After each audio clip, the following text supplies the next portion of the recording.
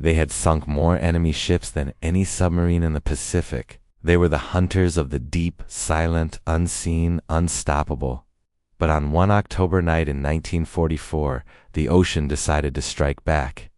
This is the true story of the USS Tang, the submarine that refused to sink even after being destroyed by its own torpedo. The Pacific War was at its peak. Japan's empire stretched thin, and the United States Navy was pushing closer every day. In that vast, deadly ocean, submarines were the silent predators. Among them, one name became legend, the USS Tang, commanded by a young, fearless officer named Commander Richard O'Kane. O'Kane was not an ordinary captain. He had nerves of steel and an instinct for hunting ships that bordered on genius. Under his command, Tang became a ghost beneath the waves, appearing out of nowhere, striking with deadly precision, and vanishing before anyone knew what had happened. In just 4 patrols, Tang had sunk more than 30 Japanese vessels, tankers, freighters, and warships. Every attack brought them closer to the edge of danger. But O'Kane and his crew trusted their skill, their machine, and each other. In October 1944, the Tang set out on its 5th patrol, a mission that would make history. Their orders: cut off Japanese supply lines near the Taiwan Strait, where convoys carrying troops and ammunition were desperately trying to reach the Philippines. The sea was calm that night.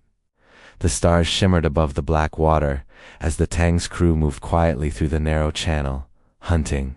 At 2 a.m., radar picked up a massive convoy, dozens of ships, heavily guarded by destroyers.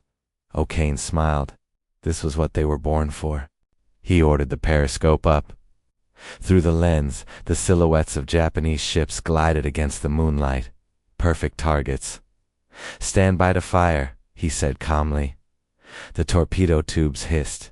1, 2, 3, 4.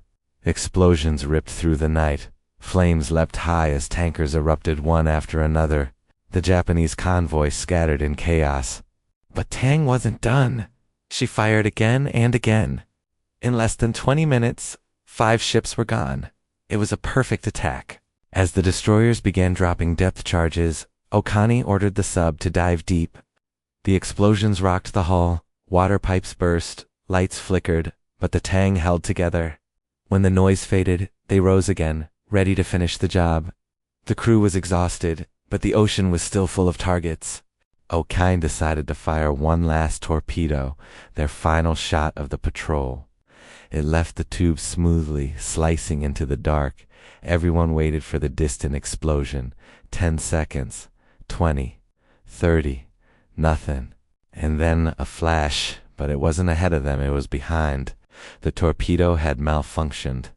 It made a deadly circle, turning back toward its own ship, a nightmare every submariner feared but few ever saw. O'Kane shouted, hard left rudder, all ahead full. The engines roared. The crew scrambled, but there was no time. The torpedo struck Tang's stern. The explosion was instant. The submarine lurched violently, throwing men against the steel walls. Alarms screamed as water poured into the aft compartments. In seconds, the lights died, and the Tang began to sink, spiraling into darkness. Inside, chaos turned to silence. O'Kane and his men were trapped in the black, the submarine flooding fast. The air turned bitter with smoke and oil. Some were killed instantly. Others clung to pipes and valves, struggling to breathe as Tang sank to the bottom, 180 feet below. But the Tang story didn't end there. Against all odds, a handful of men were still alive, including O'Kane. They were in the forward compartment, sealed off from the flooding behind them. The air was running out. The pressure was rising.